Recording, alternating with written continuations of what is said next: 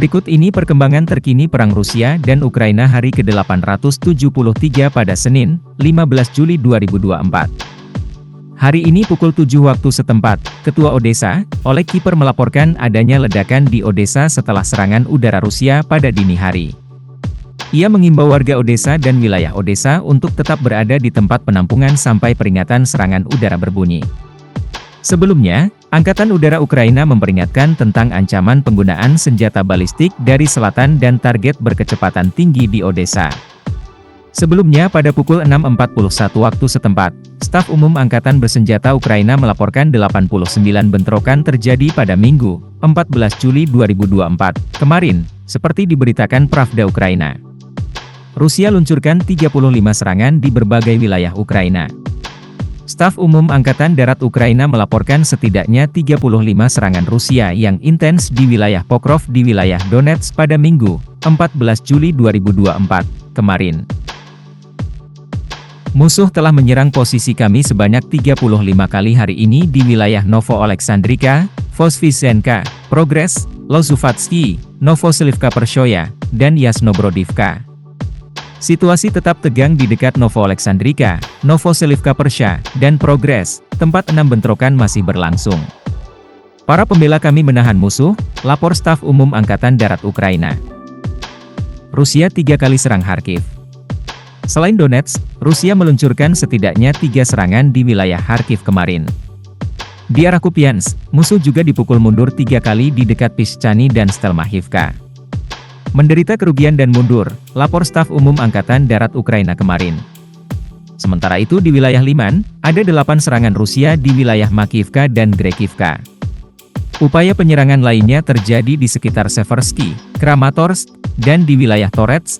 Situasi menjadi menegangkan dengan lokasi di dekat North dan New York yang diserang, tambahnya, dikutip dari The Guardian. Rusia klaim kuasai desa di Donetsk. Kementerian Pertahanan Rusia mengklaim pasukannya telah menguasai desa Urozhaine di wilayah Donetsk, Ukraina. Para blogger Ukraina mengatakan pasukan Ukraina telah melepaskan kendali atas desa tersebut, di sebelah barat daya kota Donetsk yang dikuasai Rusia. Militer Ukraina mengatakan pertempuran masih berlangsung, namun Reuters tidak dapat mengonfirmasi klaim Rusia maupun Ukraina.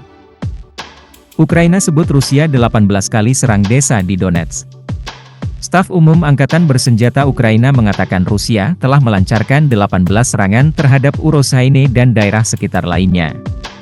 Blog militer Ukraina yang populer, Deep State, melaporkan pencaplokan desa Urozhaine oleh Rusia setelah pasukan Rusia telah melancarkan serangan massal di bagian selatan desa tersebut kemarin. Mereka menggambarkan kekalahan tersebut sebagai runtuhnya pertahanan Ukraina yang penyebabnya harus diselidiki. Setelah NATO, Zelensky temui Perdana Menteri Irlandia.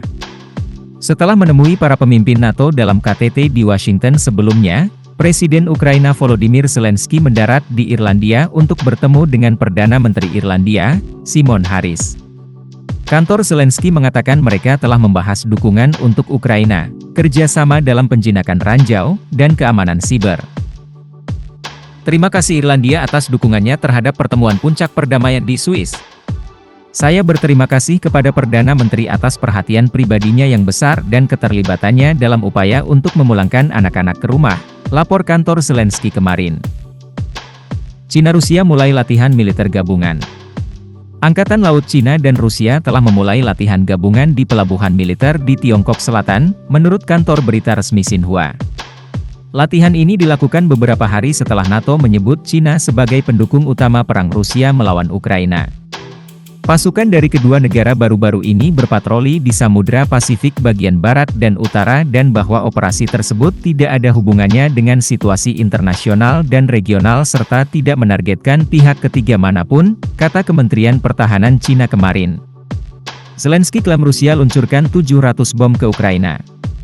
Presiden Ukraina Volodymyr Zelensky mengklaim Rusia menggunakan lebih dari 170 drone, 700 bom luncur, dan hampir 80 rudal ke wilayah Ukraina pada minggu lalu.